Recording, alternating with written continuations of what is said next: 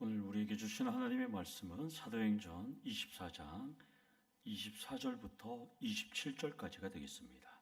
사도행전 24장 24절부터 27절 말씀입니다.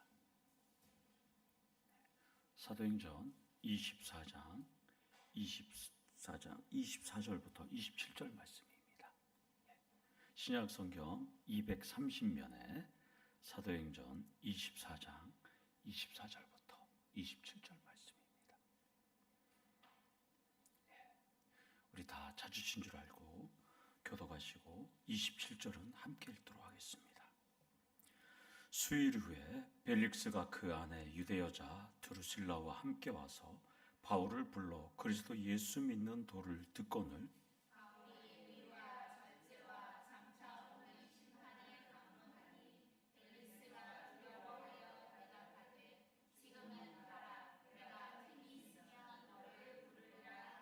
동시에 또 바울에게서 돈을 받을까 바라는 고로 더 자주 불러 같이 이야기하더라.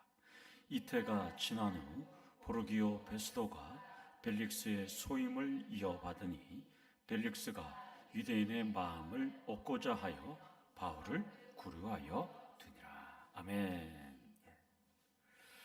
선택의 갈림길에서 어느 한쪽을 고르지 못해서 괴로워하는 심리를 우리는 선택장애라고 합니다. 또한 결정장애라고 하고요. 선택 불가 증후군이라고도 합니다. 예를 들어서 오늘 여러분들이 점심 메뉴를 드셨을 텐데 2시간 넘게 고민하면 선택장애가 될 수 있습니다. 2시간 동안 고민하다가 뭘 먹어요? 옆에 사람이 추천해주면 그걸 먹습니다. 선택장애는 완벽주의 성향하고도 매우 연관되어 있어요. 물론 사람마다 결정 속도와 방식의 차이가 있긴 합니다. 어떤 사람은 빠르게, 어떤 사람은 느리게 선택하기도 합니다. 어떤 사람은 신중하게, 어떤 사람은 급하게 선택하고요. 또한 최선의 선택을 고민하기도 합니다. 여러분 오늘 점심 뭘 드셨나요? 짬뽕을 먹을까, 짜장면을 먹을까 하다가 볶음밥을 드신 분들이 있을 것입니다. 오죽하면 선택을 잘 못하니까 짬짜면이 다 나왔습니다. MZ세대의 경우에 특히 선택을 잘 못해요. 이유는 풍요로운 것들이 너무나 많아서 뭘 선택할 줄 몰라요. 또 부모의 과잉 보호 때문에 MZ세대는 잘 선택을 못해요. 저희 애들이나 학생들 봐도 그거 아무거나 뭐 이렇게 얘기합니다. 주체적인 선택을 기대할 수 없어요. 그래서 독일 저널리스트인 올리버 예게스의 결정장애 시대라는 책을 보면 이렇게 써져 있습니다. 1980년생 이후의 세대를 결정장애 세대라고 부릅니다. 그러니까 1980년생 이후에 태어나신 분들은 선택장애 세대입니다. 정신건강의학과 전문의가 정한 선택장애의 8가지 기준을 보면서 오늘 설교를 제가 그렇게 준비를 했어요. 여기서 여러분들이 8가지가 있는데 5개 이상에 해당되면 나도 의존성 성격 장애라고 생각하시면 됩니다. 첫 번째, 타인의 조언과 제 확인 없이 결정 내리는 게 어려울 때. 그러니까 주체적인 선택을 못하고 타인의 조언과 제 확인 없이는 결정 내리기 어려운 사람. 자기를 체크하시는 거예요. 두 번째, 선택에 대한 책임을 타인에게 떠넘길 때. 세 번째, 사람을 잃는 게 두려워서 의견 차이를 표현하지 못할 때. 네 번째, 스스로 작업을 시작하는 게 어려울 때. 다섯 번째, 불쾌한 일이라도 지지를 얻기 위해서 자원할 때. 쉽게 말하면 누가 화장실 청소할래? 그러면 내가 화장실 청소하겠습니다. 이런 거. 여섯 번째, 혼자 있을 때는 불편함과 무능력함을 느낄 때. 일곱 번째, 가까운 사람과의 관계가 끊어지면 새로운 관계를 확립해야 한다는 절박함을 느낄 때. 여덟 번째, 혼자 남겨지는 상황에 대한 두려움이 있을 때. 여러분들은 선택장애가 없나요? 네, 다 없는가 본데요. 여기서 만약 5개 이상이면 성격 장애를 의심할 수 있습니다. 전문가들이 말하는 선택 장애에 대한 해법의 답은 완벽한 선택은 없다는 거예요. 완벽한 선택은 없다는 거예요. 때로는 전문가들은 직감을 믿고 선택한 결과에 대한 결과에서만 반응하면 된다는 것을 전문가들은 말합니다. 그런데 제가 이 설교를 준비하면서 지난주에 제목은 잡았지만 설교를 준비하면서 선택장애, 결정장애, 선택불가 증후군 이것이 없어야 될 것이 딱 하나 있어요. 뭘까요? 구원의 문제입니다. 영원한 구원은 선택장애가 없어야 돼요. 결정장애가 없어야 되는 거죠. 누구만 선택하면 되는 것이죠. 그렇죠. 예수냐 아니냐를 반드시 거기에 하나만 고르면 되는 거예요. 못 고르면 망하는 거예요. 그러고 보니까 MZ세대가 미전도 종족이 됐잖아요. 중고등학교 학생들이 지금 예수 믿는 비율이 3%도 안 되거든요. 왜 안 믿을까요? 선택장애들이 있기 때문인 것 같습니다. 우리는 잘 골랐어요. 그래서 여러분들이 이곳에 있잖아요. 여러분들 이 자리에 없는 분들의 선택을 고민해 보셔야 한다는 것이죠. 본문도 로마 총독 부부의 선택장애를 다루는 장면이 나옵니다. 이들은 2000년 교회 역사상 최고의 설교자이자 최고의 선교사이자 신약성경 무려 13권을 쓴 최고의 복음 설교자인 바울을 만납니다. 총독 부부는 감금된 바울을 불러서 자주 대화를 나눕니다. 이들이 복음을 듣고 어떻게 반응했는지 이것을 살펴보면서 선택장애의 해법을 오늘 한번 찾아보려고 합니다. 바울은 로마 총독의 관저인 헤롯궁에 감금되어 있습니다. 여기서 오늘 24절에 나오는 수일 후에는 바울이 감금된 이유를 말하는 겁니다. 그때 총독 벨릭스 부부가 와서 바울을 불러냅니다. 여기서 벨릭스 안에 드루실라에 대해서 우리가 조금 알아갈 필요가 있어요. 이 드루실라는 사도행전 12장에 나오는 헤롯 아그리파 1세의 딸입니다. 그런데 구전에 의하면 엄청난 빼어난 미모를 갖고 있답니다. 얼마나 예뻤는지 이제 23절에 나오는 버니게가 나오거든요. 그때 헤롯 아그리파 2세가 나오는데요. 버니게가 바로 언니입니다. 드루실라의. 얼마나 이 버니게도 엄청나게 미인이었는데 이 드루실라가 얼마나 예뻤는지 이 버니게도 질투를 했다는 거예요. 너무나 예뻐서. 그런데 이 드루실라의 아버지 헤롯 아그리파 왕 1세가 이 드루실라의 6살 나이에 소천을 해요. 그리고 오빠인 헤롯 아그리파 2세가 이제 왕권을 잡습니다. 왕권을 잡아서 이 드루실라 14살의 나이에 수리아의 에메사 왕 아지지스와 정략 교환을 시켜요. 14살 나이에. 그러니까 시리아 땅으로 건너가니까 이 14살 나이에 어쩔 수 없이 오빠 때문에 나라와 나라의 안정을 위해서 건너갔으니까 14살에 불행한 결혼을 했어요. 2년 동안 너무나 불행한 삶을 살았어요. 이때 총독이었던 이 벨릭스가 이 드루실라를 짝사랑하고 있었어요. 너무나 예뻐서. 그런데 이 벨릭스는 두 번 결혼을 했었어요. 그런 상태에서 이 불행한 드루실라를 향해서 이제 유대인 마술사 아트모스를 보내서 16살인 드루실라에게 그렇게 살지 말고 나하고 결혼해서 나랑 행복하게 지냅시다 라고 제안을 합니다. 그러자 이 유대인 마술사가 이제 설득을 해서 이제 세 번째 결혼을 벨릭스와 하게 됩니다. 드루실라는 유대인이에요. 유대인인 만큼 예수님도 알고 기독교도 알고 바울도 알아요. 그렇기 때문에 구전에 의하면 이 바울을 만나기를 원했던 것은 드루실라였다는 거예요. 그래서 드루실라가 벨릭스와 함께 찾아오는 거예요. 그래서 재판이 끝난 후에 벨릭스 총독이 드루실라와 함께 자기네 아내와 함께 지금 바울을 만나게 된 것이 본문의 배경이 됩니다. 24절 하반절을 보면 총독 부부는 바울에게서 그리스도 예수를 믿는 도를 들었다고 합니다. 그러니까 벨릭스는 바울이 말하는 것을 듣기를 원했기 때문에 이 자리에 왔습니다. 그러면 왜 이들이 이 자리에 왔을까요? 이들의 마음을 움직이시는 분은 누굴까요? 하나님이시죠. 그래서 바울은 예수가 메시아라는 것을 강력하게 전합니다. 바울은 벨릭스 부부가 왜 자신에게 왔는지 의도나 목적은 전혀 개의치 않고 주님께서 명령한 대로 예수의 도를 전할 뿐입니다. 물론 벨릭스가 처음부터 뇌물을 받기 위해서 바울을 만나러 올 수도 있어요. 그러나 바울은 로마 총독에게 메시아이신 예수에 대해서 자신의 사명을 완벽하게 수행합니다. 복음을 전합니다. 그러니까 우리가 앞에서 살펴봤던 바울은 의존성 성격장애 8가지에 나오는 혼자 감금되었다고 자잘하지도 않았어요. 혼자 있을 때 불편함과 무능력함도 느끼지 않았어요.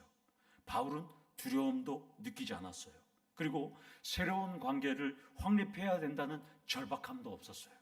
그저 주님께서 맡겨주신 복음 전파의 사명을 지금 바울은 묵묵히 감당하고 있다는 것입니다. 따라서 오늘 이 바울의 모습을 통해서 우리도 첫 번째로 살펴볼 내용은 복음 전파의 대상은 남녀노소, 시대불문, 빈부격차 모든 것을 불문하고 선택장애가 없어야 한다는 것입니다. 하나님이 붙여준 총독이라면 또한 거지라도 그런 사람들에게 복음을 전해야 한다는 것이죠. 많은 분들이 복음을 전할 때 이런 말을 합니다.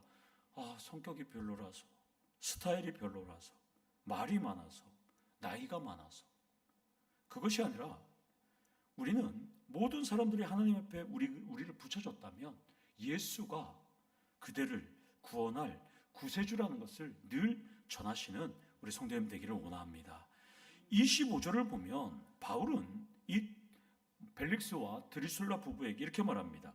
의와 절제와 장차 오는 심판을 강론했다. 이 의는 바울이 말하는 의는 우리 로마서를 지금 새벽에 살펴보지만 칭의보다는 총독으로서 지켜야 할 공의, 도덕적 의, 정의, 공정한 재판을 해야 되고 공정하게 다스릴 도덕적인 의를 가르쳤을 확률이 상당히 높습니다.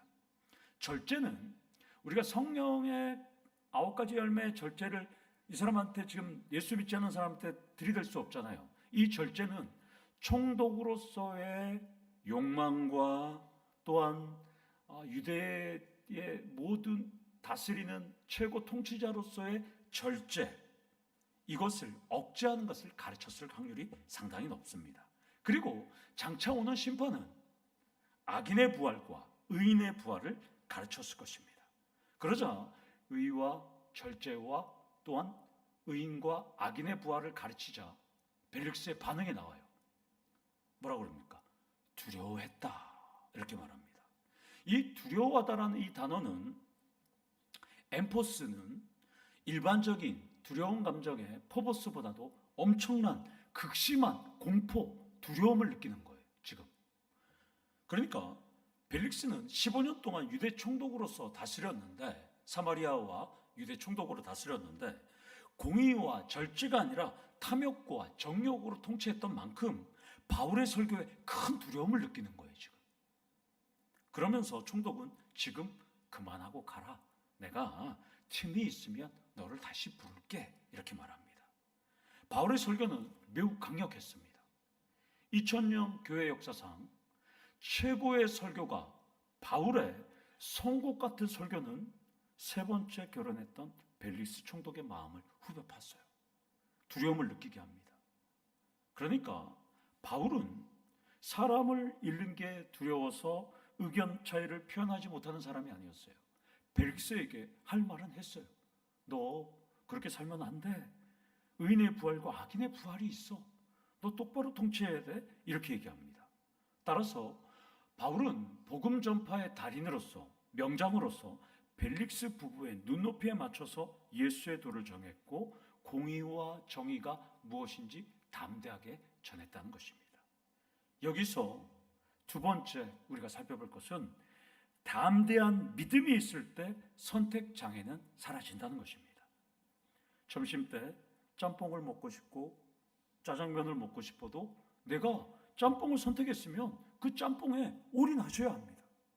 남들이 옆에서 아무리 짜장면을 맛있게 먹은다 해도 내가 선택한 짬뽕에 대한 믿음이 있어야 되는 것이죠.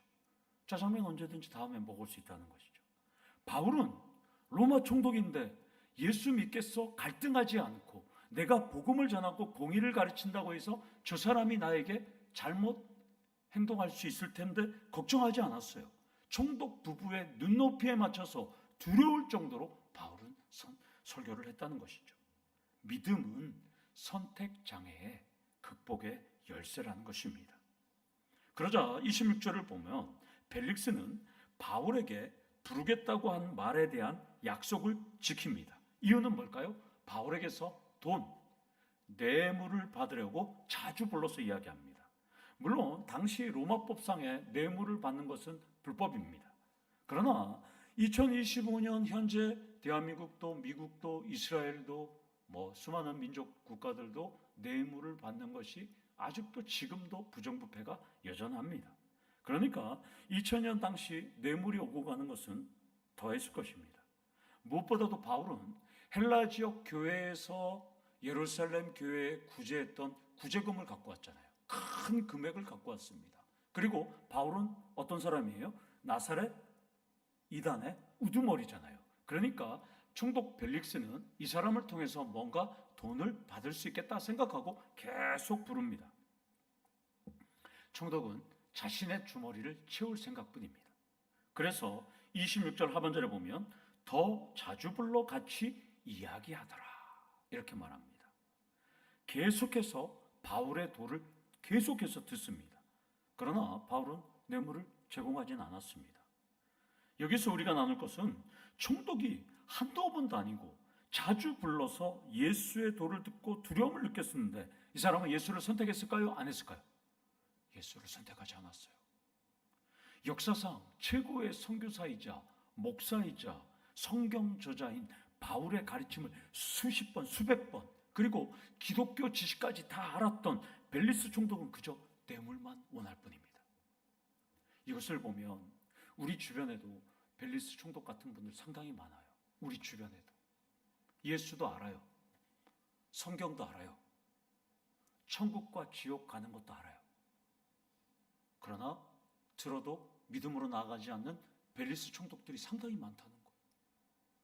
제가 아는 분들은 너가 목사니까 내가 교회 나가지 않고 내가 기도하지 않고 내가 예수 믿지 않아도 나를 위해서 기도하면 내가 잘 될 거야 이렇게 말하시는 분들이 있어요. 굳이 교회 가지 않아도 우리 아내가 우리 남편이 또 우리 자녀가 나를 위해서 기도하면 나는 착하게 살면 난 천국 갈 수 있다 이렇게 생각하는 분들이 상당히 많다는 것입니다. 또 어떤 분들을 보면 벨리스 총독처럼 교회 가면 복을 받는다고 해서 그냥 다니고 가정이 잘 된다고 해서 다니는 분들도 있어요. 물론 그런 이야기는 틀리지는 않았어요. 그러나 지식과 신앙은 다릅니다. 아는 것과 믿는 것은 다릅니다. 벨릭스는 최고의 설교를 듣고 예수를 선택한 것이 아니라 오로지 뇌물이었습니다. 물론 뇌물을 원해서 벨릭스가 찾은 것을 성령께서 감화감동으로 벨릭스를 예수를 믿게 할 수는 있어요. 그러나 벨릭스는 끝까지 회심하지 않았습니다. 이것을 보면 선택은 내가 하는 것이 아니라 누가 하죠? 하나님이 하신다는 것입니다. 구원하시기로 작정하신 하나님이 하신 거예요. 내가 아무리 예수를 알고 성경도 알고 천국과 지옥도 알고 수많은 교리도 알지만 내가 예수를 믿지 않으면 벨리스 총독이 된다는 것입니다. 그러니까 구원은 하나님이 선택하신다는 것입니다. 여기서 세 번째, 구원은 나의 판단이 아니라 하나님께 맡기셔야 한다는 것입니다. 그래야 속이 편합니다. 벨리스 총독은 바울에게서 의와 절제와 장차오는 심판과 예수를 믿는 도에 대한 특강을 수십 차례, 수백 차례 들었습니다. 그러나 그는 구원을 선택하지 않았습니다. 저는 이 모습을 보면서 벨릭스는 완전히 선택장애자, 선택장애우였어요. 벨릭스 안에 드루실라조차 예수를 믿었다는 내용은 본문에 없습니다. 최고의 설교자가 설교해도 총독 부부는 선택과 결정의 장애를 일으켰다는 것입니다. 오히려 27절을 보면 벨리스 총독은 불의한 행동을 합니다. 다음 총독 보르기오 베스토가 올 때까지 2년 동안 무지한 바울을 계속 이 감옥에 가둡니다. 감금하는 이유는 유대인들에게 아주 환심을 사기 위한 거예요. 왜냐하면 유대인들은 사도 바울과 원수니까. 유대 종교 지도자, 사내들인 지도자인 의장인 대제사장과 또한 바리새인들에게 환심을 사기 위해서 바울을 계속 그냥 가둬놓는 거예요. 유대 지역을 안정적으로 통치하기 원할 뿐이었다는 것입니다.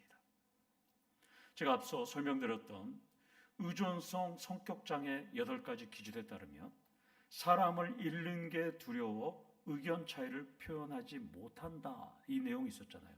벨리스 총독이 그랬다는 것입니다. 벨리스는 유대 종교 지도자들과의 평화를 위해서 바울의 석방을 거부하고 후임 총독이 올 때까지 그냥 계속 구금하고 있는 거예요. 그런데 이것도 주님의 뜻이었습니다. 왜냐하면 바울은 로마로 가야 하기 때문입니다. 그곳에서 복음을 전해야 하기 때문이라는 것입니다. 그럼에도 벨리스 총독은 2년 동안 사도 바울을 만났음에도 아무것도 변하지 않았다는 것입니다. 이것은 우리에게, 오늘날 이 본문은 우리에게 많은 것을 깨닫게 하고 많은 도전을 줍니다. 그는 2년 동안 예수를 선택하지도 않았어요. 예수의 신앙으로 살아가지도 않았어요. 오직 바울에게서 뇌물을 받기 위해서 유대 종교 지도자들의 환심을 샀을 뿐입니다. 여기서 마지막 4번째로, 최고의 바울에게도 선택장애 후 벨리스가 있었던 것처럼 우리도 선택장애자들이 상당히 많다는 것입니다. 따라서 낙담하지 말고 바울처럼 꿋꿋하게 전하시기를 원합니다. 우리 주위에도 벨릭스가 참 많이 있어요. 사도 바울도 안 되는 사람이 있었어요. 2년 동안 복음을 전했는데 하물며 우리도 안 되는 것은 안 된다는 것입니다. 중요한 점은 바울처럼 포기하지 말고 전하며 되는 것입니다. 그러면 우리 소임을 다 하는 것입니다. 끝으로 결정장애를 극복하는 4가지 방법을 소개하면서 설교를 한번 정리하도록 하겠습니다. 물론 4가지가 완전한 정답은 아님을 전제하면서 제가 여러분들에게 소개하겠습니다. 결정장애를 극복하는 4가지 방법. 첫 번째, 명확한 목표를 설정하라. 그러니까 자신의 목표에 최고 가까운지를 생각하는 과정이에요. 명확한 목표를 설정하셔야 돼요. 두 번째는 선택지를 줄이셔야 돼요. 선택의 폭을 줄이셔야 돼요. 그리고 그 줄인 거에 대한 기준을 세워서 선택하면 되는 거예요. 쉽게 말하면 우리가 복음을 전하는 사람들의 어떤 사람들의 대상에 대한 선택의 기준을 우리가 줄여야 되는 거죠. 그리고 세 번째, 마감일을 정해야 돼요. 마감일.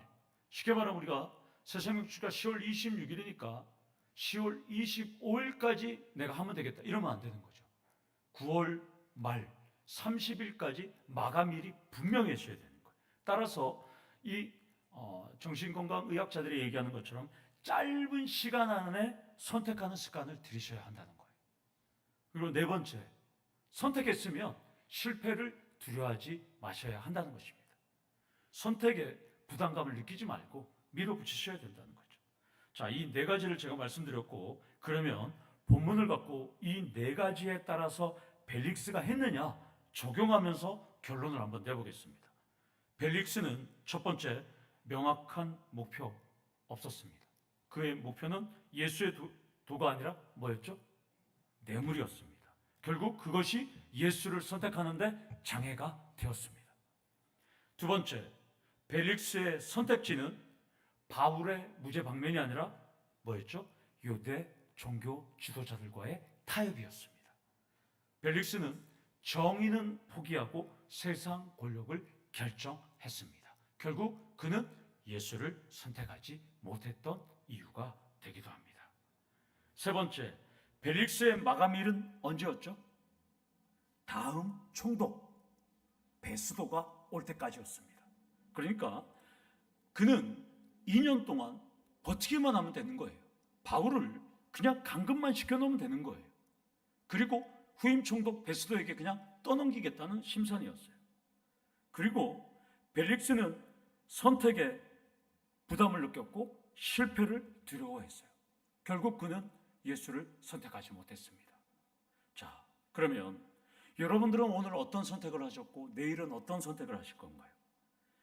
예수를 선택했다면, 또 여러분들 삶에서 계약과 사람을 만나는 인간관계를 다 선택했다면 두려움을 갖지 말고 끝까지 포기하지 말고 마감일을 정하고 선택기를 줄여서 명확한 목표를 정하셔서 내일 그 모든 것을 행하시길 원합니다. 우리는 예수 안에서 우리의 선택지를 줄이고 끝까지 포기하지 말고 전진하셔서 승리하시는 우리 성도님들 되기를 간절히 축원합니다. 아멘. 다 같이 기도하시겠습니다. 하나님 아버지, 벨릭스는 최고의 선교사, 최고의 목사, 최고의 복음 전파자, 또한 성경 13권을 저술한 바울을 만났음에도 불구하고 그는 예수를 선택하지 않았습니다. 그러나 우리는 부족하고 연약한 우리들은 예수를 선택했습니다. 이 선택 포기하지 않고 예수를 전할 수 있는 우리들 될 수 있도록 하나님 역사하여 주시고, 우리 주변에 있는 수많은 벨릭스와 같은 선택 장애우들이 있을 때 예수를 선택할 수 있도록 그들에게 복음을 전할 수 있는, 담대하게 전할 수 있는 능력자들이 될 수 있도록 성령께서 역사하시고 그들의 마음을 움직여 주시옵소서. 예수님의 이름